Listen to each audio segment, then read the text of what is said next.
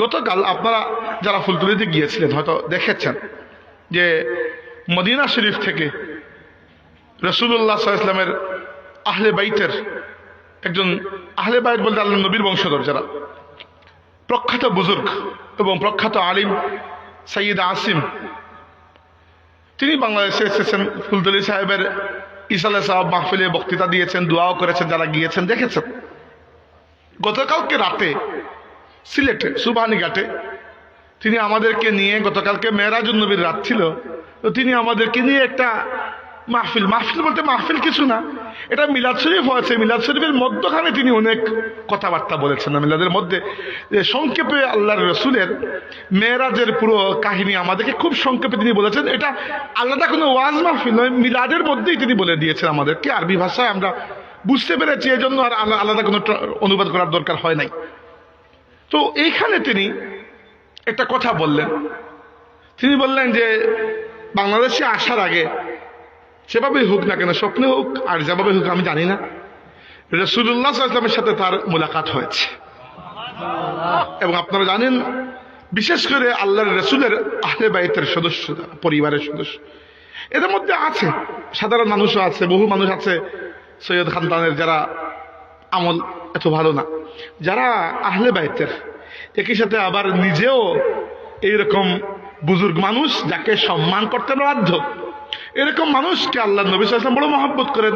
কারণ একে তো নিজের আওলাদ, দুই নম্বর আওলাদের মধ্যেও যোগ্য আওলাদ, অযোগ্য আওলাদ নয় কিন্তু। তো মদিনা শরীফের সৈয়দ সাহেব আমাদেরকে বললেন যে আমি স্বপ্নে দেখলাম আল্লাহর রাসূলকে, সাথে ছিলেন হামজা রাদিয়াল্লাহু আনহু। তো রাসূল সাল্লাল্লাহু আলাইহি ওয়াসাল্লামকে আমি বললাম যে না, আমি বাংলাদেশে যাচ্ছি ফুলতলিতে। তখন রাসূল সাল্লাল্লাহু আলাইহি ওয়াসাল্লাম বলেছিলেন যে দুজন মানুষের কাছে তুমি আমার পক্ষ থেকে সালাম পৌঁছে দিও। একজন হচ্ছেন শাহজালাল, আরেকজন হচ্ছেন আব্দুল লতিফ ফুলতলি, মানে ফুলতলি সাহেব রাহমাতুল্লাহি আলাইহি। তার মানে হচ্ছে আল্লাহর রাসূল সাল্লাল্লাহু আলাইহি ওয়াসাল্লাম তার এই দুই উম্মতকে আলাদা করে ইয়াদ করেছেন। তার মানে এরা দুইজন আমাদের মতো নয়, তার মানে শাহজালাল আমাদের মতো নয়। শাহজালাল কিভাবে শাহজালাল হয়েছেন, এটাই আমার বক্তব্যের বিষয় আজকে। এত বছর পরেও শাহজালাল রহমতুল্লাহ বাংলাদেশে এসেছিলেন 1304 সালে, আজকে 2026, কত প্রায় 800 বছর আগে। এরপরেও আজকের দিনেও আমরা শাহজালাল রহমতুল্লাহকে ভুলি নাই। বিদেশ থেকে দেশে আসলে আমরা সিলেটিরা জিয়ারত তো না করে ফিরে যাব না, এটা তো নিশ্চিত ইনশাআল্লাহ। আপনারা যদি কামে কাজে সিলেটে যান, জিয়ারত তো করবেনই করবেন।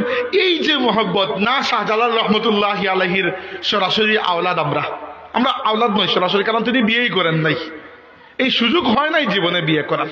হ্যাঁ, আমার দাদা সাহেব শাহজালাল রহমতুল্লাহি আলাইহির একজন সফর সঙ্গী ছিলেন শাহ কামাল ইয়ামানি, সিলেটের জালালপুরে তার কবর রয়েছে, ওইখানে আমরা জিয়ারত করি।